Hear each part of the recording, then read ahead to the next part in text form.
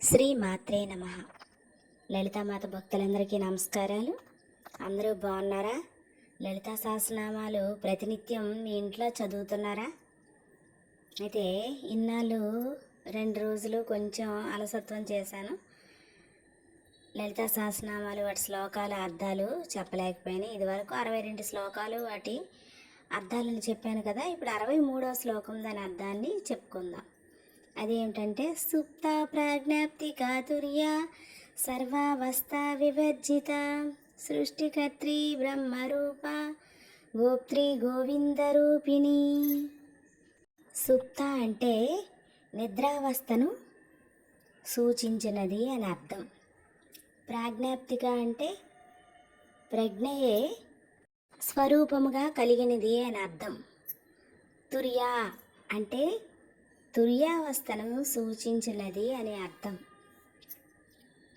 సర్వావస్థ వివర్జిత అంటే అన్ని అవస్థలను విడిచి పెట్టి ఉండగలిగేది, సర్వ అవస్థలను విడిచిపెట్టగలిగేది అని అర్థం. సృష్టికర్త్రి అంటే సృష్టిని చేయనది అని అర్థం. బ్రహ్మరూప అంటే బ్రహ్మ రూపము కలిగినది అని అర్థం. ఆమె జగన్మాత కదా, అన్ని రూపాలలోనూ మనకు కనిపిస్తూ ఉంటుంది. అందుకే బ్రహ్మరూపి అంటే బ్రహ్మరూప అంటే బ్రహ్మరూపము కలిగినది అని అర్థం. గోప్త్రి అంటే గోపన లక్షణం అంటే సంరక్షణ లక్షణం కలిగినది అని అర్థం. తల్లి కదా, అందరినీ సంరక్షిస్తూ ఉంటుంది. మనందరినీ పెంచుతుంది, సంరక్షిస్తుంది, లాలిస్తుంది, పాలిస్తుంది, వేదవేషాలు వేస్తే శిక్షిస్తుంది. అన్నీ కూడా అమ్మ చేస్తుంది. అమ్మ చేసేవన్నీ మన మంచికే. అమ్మ ఎప్పుడూ చెడ్డ చేయదు కదా. గోవింద రూపిణి అంటే విష్ణుమూర్తి రూపంలో కూడా అమ్మ కనిపిస్తుందట. జగన్మాత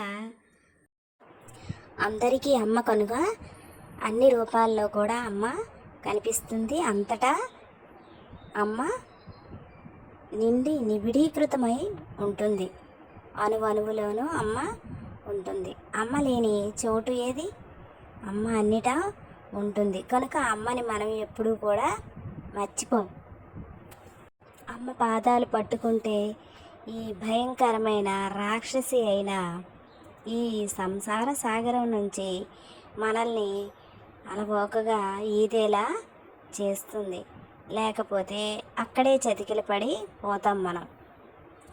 కనుక అందరూ అమ్మ పాదాలు పట్టుకోండి, అమ్మనే స్మరించండి, అమ్మనే శ్వాసించండి.